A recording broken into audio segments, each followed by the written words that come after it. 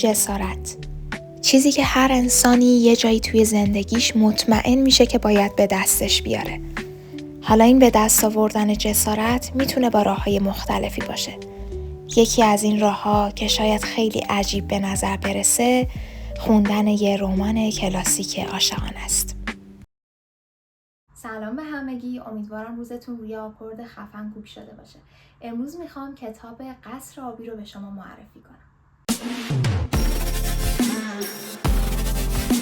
قبل از هر چیزی باید یادآوری کنم لطفاً این ویدیو رو لایک و کانال منو سابسکرایب کنید. بریم سراغ ویدیو. همونطور که از اول ویدیو شروع کردیم، کلاً حالا من اینو دارم در جایگاه یک نوجوان 18 ساله میگم، ولی قطعاً کسایی که بیشتر تجربه دارن، سن بالاتری دارن، اینو میدونن که هر انسانی یک جا در زندگی به این مرحله میرسه که میفهمه برای ادامه دادن و برای زندگی کردن و برای تجربه کردن و رسیدن به آرزوها و اهداف نیاز به جسارت داریم. حالا این جسارت رو میشه با روش‌های مختلفی به دست آورد. یکیش حدوداً، حالا راجع به این توی ویدیوهای قبلی صحبت کردم، ویدیوهای اول کانال اگر اشتباه نکنم، کلاً گوش دادن به موسیقی یه حس و حال و مود خوبی به آدم میده.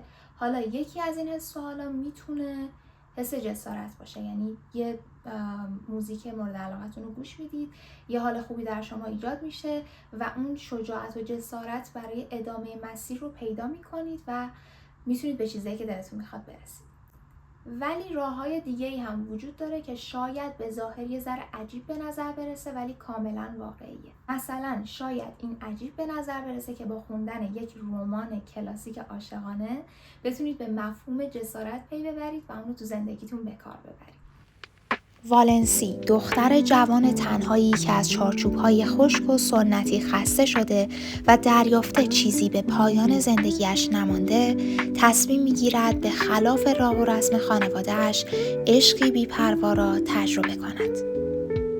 در کل این کتاب میتونه یک منبع الهام باشه برای کسایی که میخوان از یک سری قوانین و چارچوب‌های اشتباه بیان بیرون و مسیری که خودشون دوست دارن رو انتخاب کنن. شخصیت اصلی این داستان یک دختری هستش که در یک خانواده زندگی میکنه که پر از محدودیته. حالا من اگه بخوام بهتون قول بدم که داستان رو اسپویل نکنم، باید اینطوری بگم که البته حالا تو خلاصه خود کتابم در واقع این اومده. این دختر در یک خانواده زندگی میکنه که در واقع اعضای خانواده براش تصمیم گیری میکنن و میگن تو باید همین راهو بری، همین کارو بکنی، همین لباسو بپوشی و از یک جایی به بعد این دختر حالا متوجه میشه که یه بیماری داره و میخواد برای خودش زندگی کنه.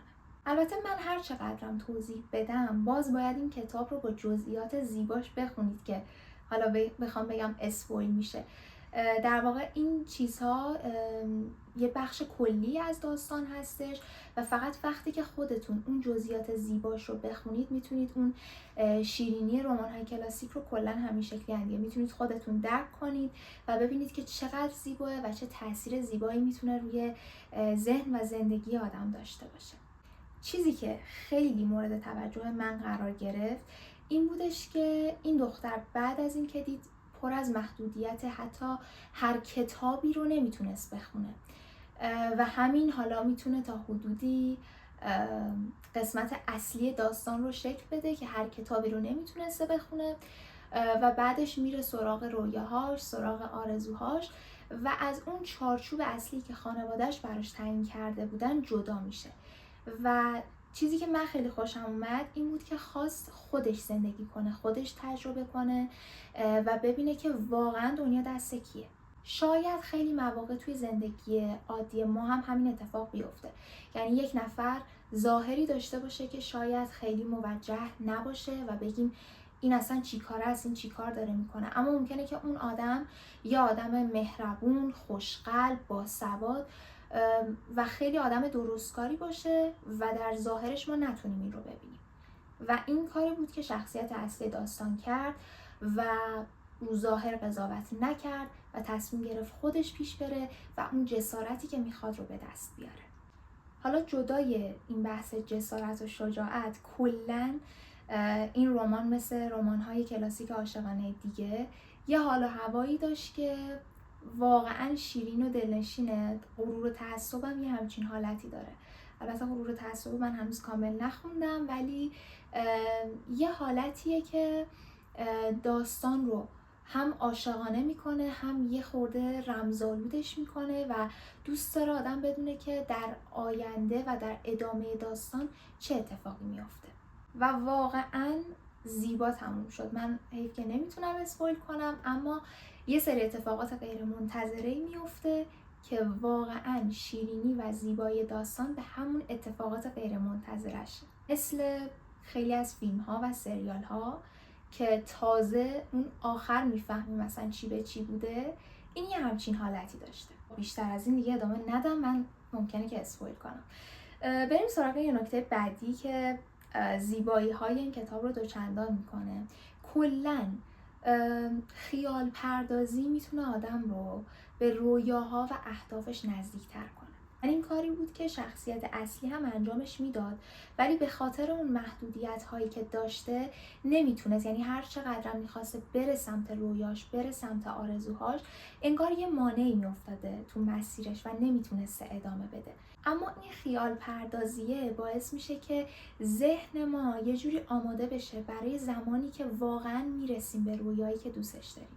نمیدونم تا حالا شما اینو تجربه کردید یا نه، ولی وقتی که آدم یک رویایی داره و تو ذهنش با اون رویا شب و روز زندگی میکنه و در نهایت به اون میرسه، یه حس عجیبی داره، انگار یک بار قبلا واقعا اونو تجربه کرده، باهاش زندگی کرده و اون روزها رو قبلا دیده و وقتی واقعا براش اتفاق میفته فرق میکنه با زمانی که صرفا یه آرزو داشته باشی و بهش برسی. وقتی که یه چیزی ته ذهنمون هست و برای رسیدن بهش تلاش میکنیم، شب و روز بهش فکر میکنیم، این باعث میشه که یه حس خیلی خوب در ما ایجاد شه و یه امید و انگیزه‌ای برای ادامه دادن در ما وجود داشته باشه. در کل میتونم بگم قصر آبی یکی از زیباترین کتاب‌هایی بود که خوندم. یکی از دوستانم اونو خونده بود، دقیقا همین حس رو نسبت بهش داشت.